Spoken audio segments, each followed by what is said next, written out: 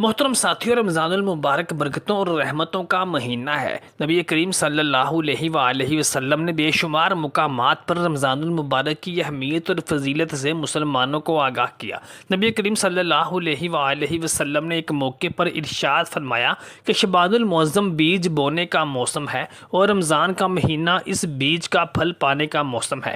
محترم ساتھیوں، رمضان کا مہینہ جہاں مسلمانوں کے درمیان رحمتیں، برکتیں اور مغفرتیں بانٹتا ہے، جس کا پہلا عشرہ رحمت، دوسرا مغفرت اور تیسرا جہنم سے آزادی کا عشرہ ہے، وہیں پر 3 عمل کرنے والے بدبخت ایسے بھی ہیں جو رمضان المبارک کے روزے چاہے جتنے مرضی اہتمام کے ساتھ رکھ لیں، لیکن ان کی قسمت میں ہلاکت اور بدبختی ہی ہے۔ اللہ تبارک و تعالی نے ایسے لوگوں کے لیے ارشاد فرمایا کہ اے میرے نبی صلی اللہ علیہ وآلہ وسلم، جو لوگ روزہ رکھنے کے باوجود ان کاموں سے خود کو نہ روک سکیں، اپنے نفس کو نہ بچا سکیں جن سے منع کیا گیا ہے، تو ایسے لوگوں سے کہہ دیجئے کہ ان کے روزے بھوک اور پیاس کے سوا انہیں کچھ بھی نہیں دیں گے، اور قیامت کے دن یہی روزے ان کے منہ پر مار دیے جائیں گے۔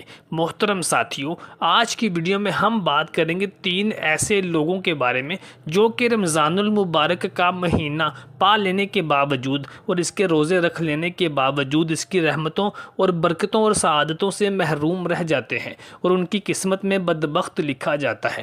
اللہ تعالیٰ قرآن مجید میں ارشاد فرماتا ہے کہ کیا ہم تمہیں ایسے لوگ بتائیں جو اعمال میں سب سے زیادہ خسارے والے ہیں؟ وہ لوگ جن کی کوشش دنیا کی زندگی میں ضائع ہو گئی اور وہ سمجھتے ہیں کہ بے شک وہ ایک اچھا کام کر رہے ہیں۔ سورہ الکہف آیت نمبر 103 اور 104۔ ایک شخص سخت دھوپ اور گرمی میں دور سے پانی لا کر ایک بڑے برتن میں جمع کرتا ہے اور خوش ہوتا ہے کہ میں بہت سارا پانی جمع کر رہا ہوں، لیکن اس برتن کے پیندے میں سوراخ ہے۔ جتنا پانی اوپر سے ڈالتا رہتا ہے اتنا ہی اس برتن کے نیچے سے نکل جاتا ہے۔ کافی محنت کرنے کے بعد جب وہ شخص دیکھتا ہے کہ رزلٹ 0 ہے اور برتن خالی کا خالی ہے تو اپنی محنت پر افسوس کرتا ہے۔ بظاہر نیکی کرنے والے بعض لوگوں کی یہی کیفیت ہے کہ وہ جس برتن میں نیکیاں جمع کر رہے ہوتے ہیں اس کے پیندے میں سوراخ ہوتا ہے جو ان کی ساری محنت پر پانی پھیر دیتا ہے اور ان کی ساری نیکیاں ضائع چلی جاتی ہیں۔ محترم ساتھیوں، نبی کریم صلی اللہ علیہ وآلہ وسلم ایک دن مسجد نبوی میں اپنے ممبر پر تشریف لائے۔ جیسے ہی آپ صلی اللہ علیہ وآلہ وسلم نے اپنے ممبر کے پہلے زینے پر قدم مبارک رکھا تو آپ نے آواز بلند آمین ارشاد فرمایا۔ پھر جب آپ نے دوسرے زینے پر قدم مبارک رکھا تو آپ نے پھر آواز بلند آمین ارشاد فرمایا۔ پھر اس کے بعد جب آپ صلی اللہ علیہ وآلہ وسلم تیسرے زینے پر قدم رنجا فرمانے لگے تو آپ نے پھر سے بلند آواز کے ساتھ آمین ارشاد فرمایا۔ اس کے بعد آپ صلی اللہ علیہ وآلہ وسلم نے نماز ادا کروائی تو آپ کے صحابہ کرام علیہ اجمعین نبی صلی اللہ علیہ وآلہ وسلم کے پاس تشریف لائے اور کہنے لگے، یا رسول اللہ صلی اللہ علیہ وآلہ وسلم، آج ہم نے ایک غیر معمولی چیز آپ صلی اللہ علیہ وآلہ وسلم کی طرف سے دیکھی کہ آپ نے بآواز بلند 3 دفعہ آمین ارشاد فرمایا۔ اس کی کیا وجہ تھی؟ تو نبی کریم صلی اللہ علیہ وآلہ وسلم نے ارشاد فرمایا، اے میرے پیارے صحابہ، جب میں نے پہلے زینے پر قدم رکھا تو جبریل امین میرے پاس حاضر ہوئے اور انہوں نے کہا، یا رسول اللہ صلی اللہ علیہ وآلہ وسلم، اللہ تعالیٰ فرماتا ہے کہ اس شخص کی قسمت میں بدبختی لکھ دی جاتی ہے جو اپنی زندگی میں ایک بار رمضان المبارک کے مہینے کو پائے اور اس میں عبادت اور ریاضت کر کے اپنی بخشش نہ کروا سکے، ایسے شخص پر ہلاکت ہو۔ تو میں نے جبریل امین کی اس دعا کے جواب میں بآواز بلند آمین ارشاد فرمایا۔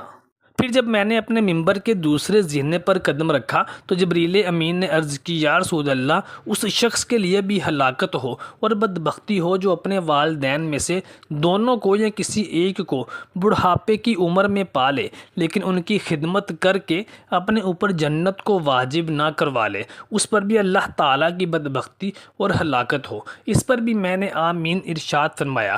پھر جب میں تیسرے زینے پر پہنچا تو جبریل امین نے کہا کہ یا رسول رسول اللہ صلی اللہ علیہ وآلہ وسلم اس شخص کی قسمت میں بھی ہلاکت اور بدبختی ہو جس کے سامنے نبی کریم صلی اللہ علیہ وآلہ وسلم کا نام نامی اس میں گرامی لیا جائے اور وہ آپ صلی اللہ علیہ وآلہ وسلم کی ذات اقدس پر درود و سلام کا نذرانہ نہ بھیجے۔ تو میں نے اس کے جواب میں بھی آمین ارشاد فرمایا۔ محترم ساتھیو، 3 اعمال ایسے ہیں کہ جن کو کرنے والا شخص رمضان المبارک کے بابرکت مہینے کے روزے رکھنے کے باوجود ان سے فائدہ نہیں اٹھا سکے گا۔ ان 3 اعمال میں سب سے پہلا عمل شرک ہے۔ محترم ساتھیو، شرک گناہ کبیرہ میں سے ایک گناہ ہے۔ جو شخص شرک کا ارتکاب کرتا ہے وہ رمضان المبارک کی برکتوں سے اور اس کے ثمرات سے محروم رہ جاتا ہے۔ نبی کریم صلی اللہ علیہ وآلہ وسلم نے ایک بار ارشاد فرمایا کہ اللہ تبارک و تعالیٰ کی رحمت اگر غالب آئی تو روز قیامت اللہ تعالیٰ ہو سکتا ہے کہ تمام گناہوں سے معاف فرما دے، لیکن شرک ایک ایسا گناہ ہے کہ جسے اللہ تبارک و تعالیٰ کسی بھی طرح سے معاف نہیں فرمائے گا۔ احادیث میں کئی مقامات پر نبی کریم صلی اللہ علیہ وآلہ وسلم نے شرک کو گناہ کبیرہ قرار دیا ہے۔ شرک سے مراد اللہ تبارک و تعالیٰ کی ذات کے ساتھ کسی کو شریک ٹھہرانا یا معبود ماننا ہے۔ جب کوئی شخص شرک کا ارتکاب کرتا ہے تو اللہ تبارک و تعالیٰ اپنے فرشتوں کو بھیجتا ہے اور ان کو حکم دیتا ہے کہ شرک کرنے والے شخص کی پیشانی پر بدبخت لکھ دیا جائے۔ ایک دوسری روایت میں ہے کہ جب ایک صحابی نے سوال کیا تو آپ صلی اللہ علیہ وآلہ وسلم نے ارشاد فرمایا کہ کبیرہ گناہ 9 قسم کے ہیں۔ مذکورہ حدیث میں راوی حدیث نے 3 گناہ بیان کرنے پر ہی اکتفا کیا۔ دیگر گناہ یہ ہیں کہ پاک دامن خاتون پر گناہ کی تہمت لگانا، جادو کرنا، یتیم کا مال کھانا، سود کھانا، مسلمان والدین کی نافرمانی کرنا اور بیت اللہ میں قتال کرنا۔ خشم قبیلے کے ایک آدمی سے روایت ہے کہ میں نے کہا، اللہ کے رسول صلی اللہ علیہ وآلہ وسلم، اعمال میں سے کون سا عمل اللہ تعالیٰ کو سب سے زیادہ ناپسند ہے؟ تو نبی کریم صلی اللہ علیہ وآلہ وسلم نے ارشاد فرمایا کہ اللہ کے ساتھ شریک ٹھہرانا۔ میں نے کہا، اے اللہ کے رسول پھر کون سا؟ تو نبی کریم صلی اللہ علیہ وآلہ وسلم نے ارشاد فرمایا، قطع رحمی کرنا یعنی رشتہ داروں کو توڑنا۔ چھوٹے اور بڑے گناہوں کا فرق اہل علم کے ہاں مسلم ہے۔ پھر کبیرہ گناہوں میں بھی فرق ہے۔ ان میں سے سب سے بڑا گناہ شرک قرار دیا گیا ہے، جس کے ہوتے ہوئے کوئی بھی نیکی معتبر یا مقبول نہیں ہوتی۔ قرآن مجید میں اسے ظلم عظیم اور کبیرہ گناہ قرار دیا گیا ہے۔ محترم دوستو، زنا بھی بہت بڑا گناہ ہے اور اس کا ارتکاب کرنے والا بھی رمضان المبارک کے فیوز و برکات سے محروم رہتا ہے۔ زنا کرنے والا زنا کرتے وقت مومن ہونے کی حالت میں زنا نہیں کرتا، اور چوری کرنے والا چوری کرتے وقت مومن ہونے کی حالت میں چوری نہیں کرتا، اور شراب پینے والا بھی شراب پیتے وقت مومن ہونے کی حالت میں شراب نہیں پیتا، اور لوگوں کا مال ناحق لوٹنے والا بھی جس وقت ناحق ان کا مال لوٹتا ہے تو وہ مومن ہونے کی حالت میں نہیں لوٹتا۔ اور تم میں سے جو شخص جب کبھی خیانت کرتا ہے تو مومن ہونے کی حالت میں خیانت نہیں کرتا۔ بس تم ان چیزوں سے بچ کے رہو۔ مشکات مطلب یہ ہے کہ آدمی ان گناہوں زنا، چوری، لوٹ مار، شراب نوشی اور خیانت کے کرنے سے کامل مومن نہیں رہتا۔ چند کبیرہ گناہ یہ ہیں: زنا کرنا، چوری کرنا، شراب نوشی، ناحق کسی کا قتل کرنا، رشوت خوری، سود لینا، جھوٹ، وعدہ خلافی، خیانت، دھوکہ دہی وغیرہ۔ اللہ تعالیٰ سے دعا ہے کہ اللہ تبارک و تعالیٰ ہمیں ان گناہ کبیرہ سے اور خاص طور پر شرک جیسے بڑے گناہ سے بچنے کی توفیق عطا فرمائے اور رمضان المبارک کے فیوز و برکات سمیٹنے کی کوشش